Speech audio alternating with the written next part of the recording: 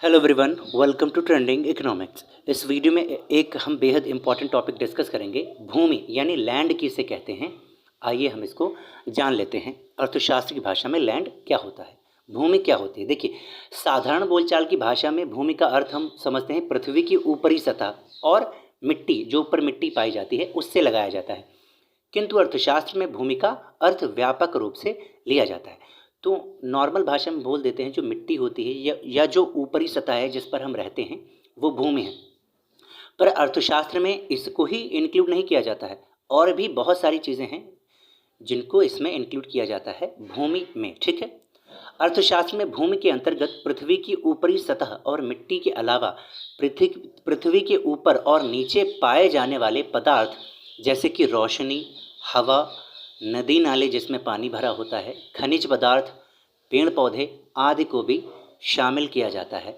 तो जो मिट्टी है उसको तो सम्मिलित किया ही जाता है, साथ ही साथ जो ऊपरी सतह है जिस पर हम रहते हैं उसको तो सम्मिलित किया ही जाता है। इसके अलावा रोशनी, हवा, नदी नाले, खनिज पदार्थ, पेड़ पौधों सबको सम्मिलित किया जाता है भूमि में। अर्थात भूमि में केवल उन्हीं चीज़ों को सम्मिलित किया जाता है जो मनुष्य के जीवन के लिए उपयोगी हैं। शेष पदार्थ को भूमि नहीं माना जाता है।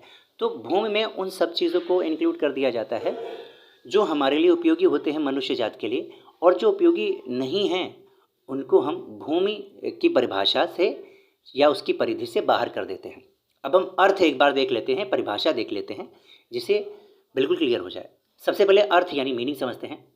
भूमि का अर्थ केवल भूमि शब्द से ही नहीं बल्कि इसमें वे सभी पदार्थ और शक्तियां सम्मिलित की जाती हैं जिन्हें प्रकृति मनुष्य की सहायता के लिए निःशुल्क उपलब्ध कराती है, जैसे पानी, हवा, रोशनी, गर्मी।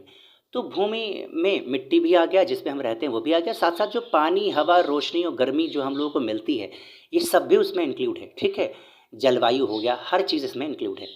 अब हम परिभाषा देखते हैं। तो प्रोफेसर रिचर्ड एक अर्थशास्त्री हुए, उनके अनुसार अच्छी परिभाषा दी, इजी थी, हमने सोचा इसको रखा जाए, आपको याद भी हो जाए, समझ में जल्दी आ जाए।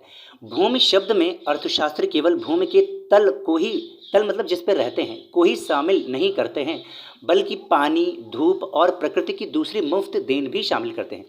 तो भूमि का जो तल है, मिट्टी, इसको तो सम्मिलित किया ही जाता है, साथ साथ में पानी हो गया, धूप हो गया, और साथ साथ प्रकृति के द्वारा जो और भी मुफ्त सेवाएं हैं जो हमें दी जाती हैं वो सब कुछ भूमि के अंदर इंक्लूड किया जाता है, उसकी परिधि में आता है।